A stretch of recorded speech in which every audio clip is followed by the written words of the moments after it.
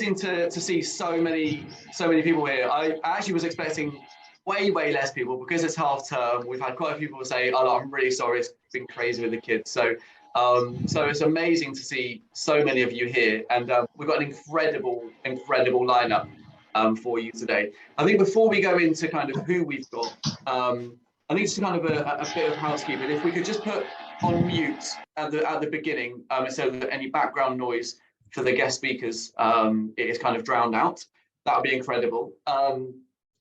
Please make yourself known to each other.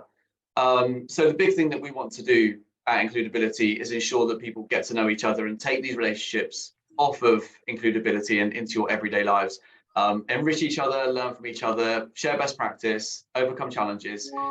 So please do put your links into your LinkedIn feed and any other kind of contacts that you might want anyone else to have, the services that you offer, the organizations that you work for. So please do ensure that the chat feed is busy. Dave will making sure that it's kind of facilitated nicely. We run something called Think Inclusive. Every 3 months or so, we run a D&I roadshow called Think Inclusive. Our next one is happening on the 18th of July. And this time we're focusing on sports and progression in sport within D&I. So it's being hosted at Bournemouth Football Club. It's a full day session.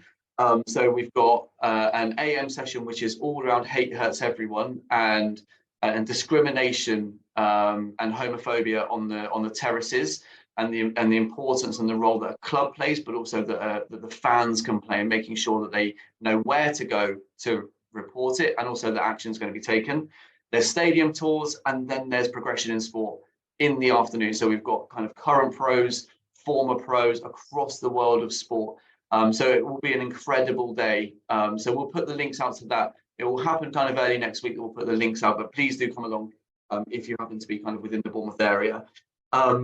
We've got an Includability newsletter. Dave's going to put the links in there to that. But if you would like to kind of have your name put down, just chuck your email address in there. And that's kind of updates on Includability, speakers, new ambassadors, companies that have signed up, member benefits that we're adding to on a regular basis. And then finally, Dave will put the links in here for this as well. But all of the June event is all sorted already. On the Wednesday, the 28th of June, we've got Alice Hendy from Ripple. We've got Sophie Kang. Sophie, give us a wave from Science Solutions. We've got Rachel Shin from the Gym Group. I think Rachel's here as well. So Rachel, give us a wave. And Fertility Matters at Work, giving people advice and organizations advice on how you can be more fertility aware. But without further ado, we've got an incredible lineup today, as per usual. We've got Michael Lloyd from Mental Health Charter. We've got Sacha Harvey from a fellow B Corp called Lucky Saint.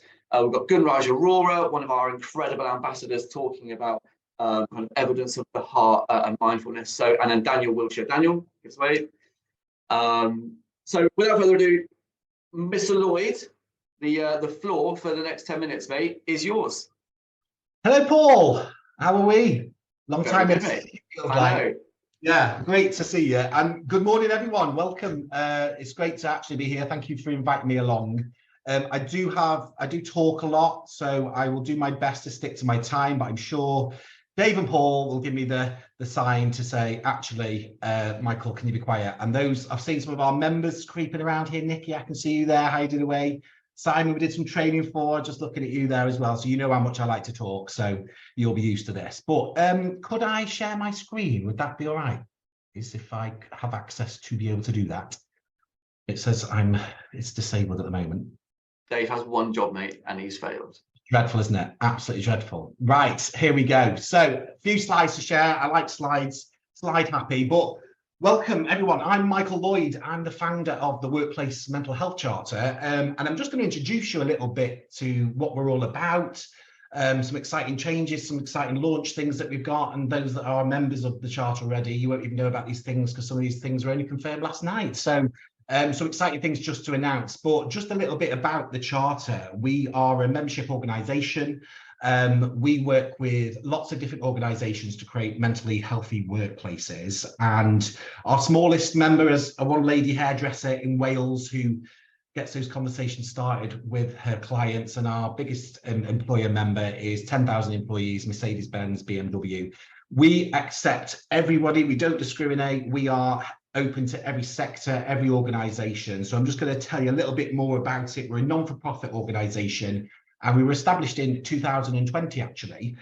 Told you I like slides, lots of information can sink in there, but I'll just very briefly give you an overview of what we're all about. And I think the important bit here, as we've learned over the years, is it's not one size fits all. And, you know, it's about getting into as many workplaces as we possibly can to touch those people that actually might need some support right now. And their response to how they reach out for that support might be via a phone call, might be via visiting our website, might be via a support group. And what we've tried to establish with the charter is give lots of different ways for people to reach out for that support. You can see there our different ladder. I love our little ladder, our bronze members that join us as mental health committed employers. That's sort of that starting, wanting to get the conversation started and let their teams know that they are committed to mental health awareness within the workplace. You've then got our silver membership, which is our mental health friendly employers, our gold members, which is our mental health confident employers, and now our platinum members, mental health accredited employers as well.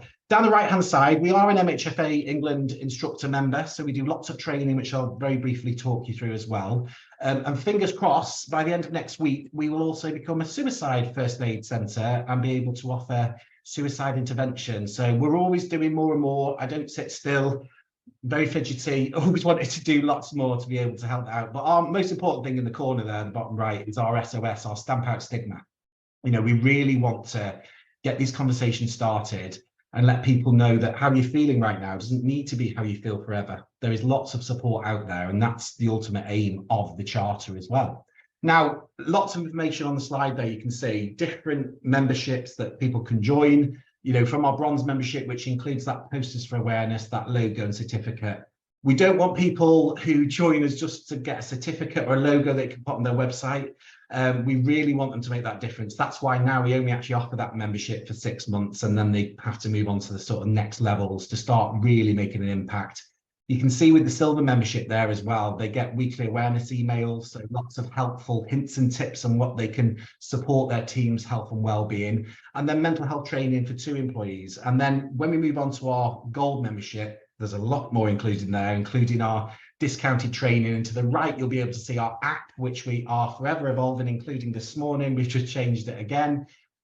Lots of information in there. Every single one of our gold and platinum members get access to our mental health hub app, which has got lots of information, lots of supports. There are crisis lines in there as well, but tips on keeping good mental health, home working tips, spotting the signs, you know, meditation, mindfulness, yoga, lots jam-packed in there, and we keep increasing that as the time goes on. And also then you move on to, we also plant 100 trees, thanks to connection with includability and ecology. We plant 100 trees for all of the businesses that join us from a gold and platinum status as well. And then the platinum membership is actually, we only give that after a member's been with us as a gold member for longer than 12 months. They then go through an audit process to make sure they've got lots in place. And we're not looking for perfection, what we're looking for is that dedication to really make those changes. Nothing we can put in place today and say, that's it, we've done everything we need to. It's an ever recurring thing, isn't it? And it's about chipping away and doing a little bit more. But that's where our platinum membership comes in.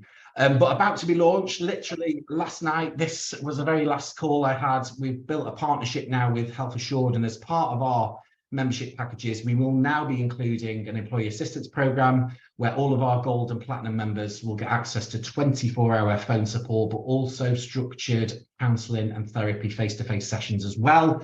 Really excited for that. I've been working on that for a long time, so I'm really pleased to see that, because it's another avenue for our members to go down to be able to get that support. So if somebody would prefer to visit the website, support group, phone number, giving everyone lots of different options of who they can reach out to for that support. Suicide first aid training, fingers crossed, should be June when we are able to actually start completing that and start offering that as part of our service as well.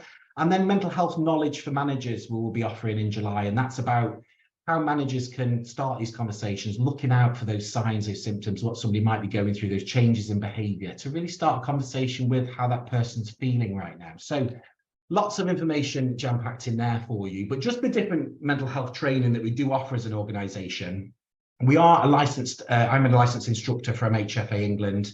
We offer an awareness course, which is a 4-hour course, an introduction to mental health, but taking 10 minutes out of your day to look around and speak to colleagues is a really nice one. And that's what our Mental Health Aware course does. We've also got Mental Health Champion and Mental Health First Aid, the 1-day or the 2-day course. And we also offer a refresher course for anybody who's already done the training to be refreshed on those, which is a 4-hour course as well. And I think just the benefits of mental health first aid, I've got a very short video to share with you, but actually a lot of people have misconceptions about mental health first aid. And just like we have physical first aiders, that is the help given to somebody before professional help arrives. That's exactly the same with mental health first aid. I'm not turning anybody into a counsellor, a therapist. Nobody's diagnosing anybody, which can be quite dangerous. You know, if we start diagnosing people, who I've done a course with Michael, I believe that you are experiencing this. Actually, it's about spotting those signs and having the conversation and making sure they're aware of what is available as well. So just a little video which explains itself better than I probably could, but the benefits of mental health first aid. Here we go. Hopefully you can see and hear this. MHFA England is the country's leading provider of mental health first aid training, with over 20,000 employers trusting us to deliver mental health courses. I've lived with depression since I was 14 years old, and through that period, it was difficult to tell anyone or talk to anyone about mental health. This course has helped me and my colleagues open up a little bit more consciously about the way we're feeling. Giving people the right skills in the correct way to look after themselves is the most powerful thing you can do for well-being. We do spend most of our active hours, the most important hours of the day, at work.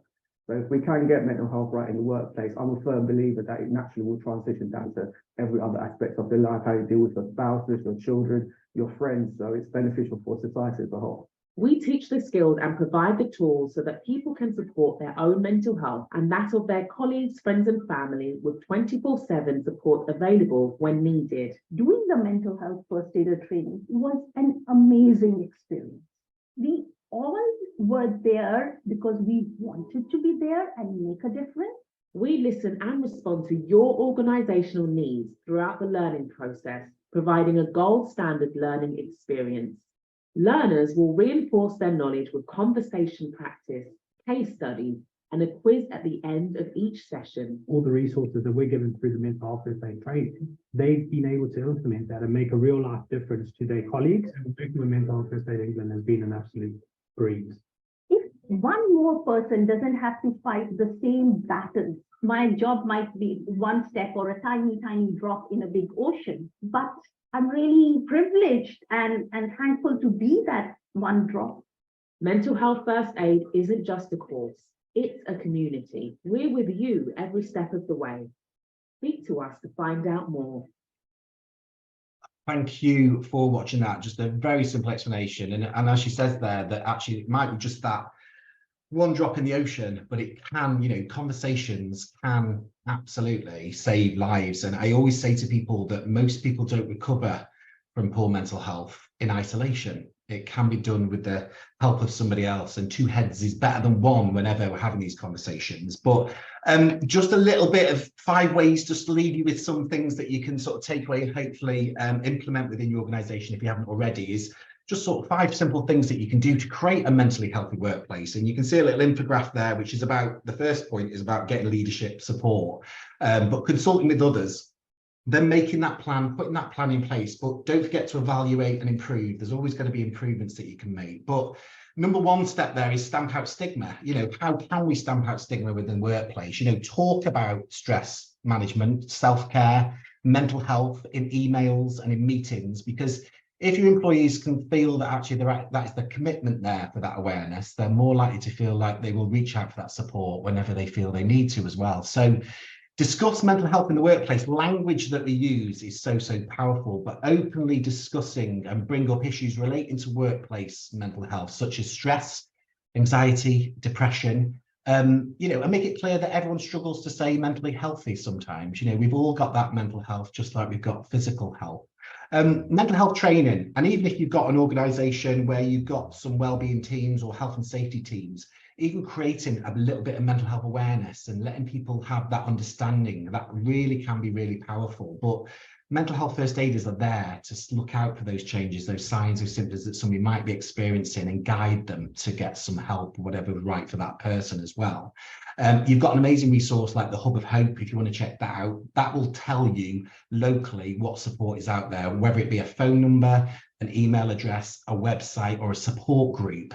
It's absolutely a wonderful resource and a free resource that you can use. But promoting a healthy work-life balance, without healthy work and work-life balance, productivity is likely to decrease, and employees will eventually burn out. So it's about actually, encouraging them to look after themselves, connect with people, talk about how they're feeling, and also make wellness a priority within your business. Make it a priority to help employees develop good workplace mental health habits. And you could offer lots of incentives. And I know Sacha's going to be here talking about what they do within their organization as well, which is wonderful. But there's lots of things that you can increase. And some organizations have wellness days, timeout days, wellness days, shut out from the business to really just reflect on the business, but also that person's mental health as well. But actually, the way we talk about mental health does need to change. I always say to people, your mental health is a journey. You're not at a destination. How you're feeling right now doesn't need to be how you feel forever. And there's lots of supports out there. Please reach out to that support. But still today, when that question, what do we mean when we talk about mental health? People still say depression, anxiety, suicide, self-harm.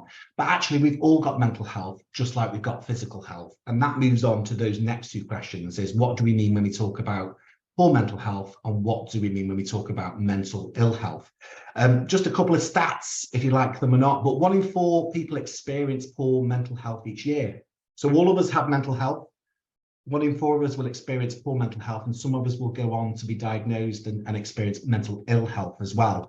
And actually, poor mental health is responsible for 72 million working days lost, and it actually costs UK employers £45 billion per year. So actually, for every pound spent by employers on mental health interventions, they suggest now that they can get back £5 in reduced absence, presenteeism, and also staff turnover. But let's do it all together. We've all got, we all spend a lot of time at work, sometimes more than we do in our home lives. So let's create mentally healthy workplaces where teams can talk about how they feel. It's that journey. We all have those ups and downs in our life, and how we can support each other. Remember, we've all got mental health, just like we've got physical health. And I think, thank you for listening. I hope, Dave, Paul, I'll put your little note there. I hope I didn't overrun my time slot, but please do reach out to us if we can help in any way. As it says there, I'm not a salesperson. In fact, I'm a rubbish salesperson. No heavy sales pitches from me, but if we can help in any way, start your journey or even continue your journey, contact details are there. But thank you so much, everyone, for listening. I hope that wasn't too painful for you all. Thank you. Painful, Michael, listening to you, never. But look, thank you ever so much. I think he's absolutely right. There isn't a one-size-fits-all approach to mental health, and how people want to talk about their mental health is very, very different. And I think as business owners, as businesses that we work in, it's really, really important that we understand that every single person that works in our business, that makes it run, are humans and not just numbers. And every single person needs to be treated as such. So take the time to know the people that you work with and what support they may need, and that psychological safe space to say, come and chat to me. I saw a note from Ellie to say, it's fine to say it's okay not to be okay until somebody comes up to you and says they're not okay, and then actually it either gets dismissed. And I think it's all of our responsibilities, right?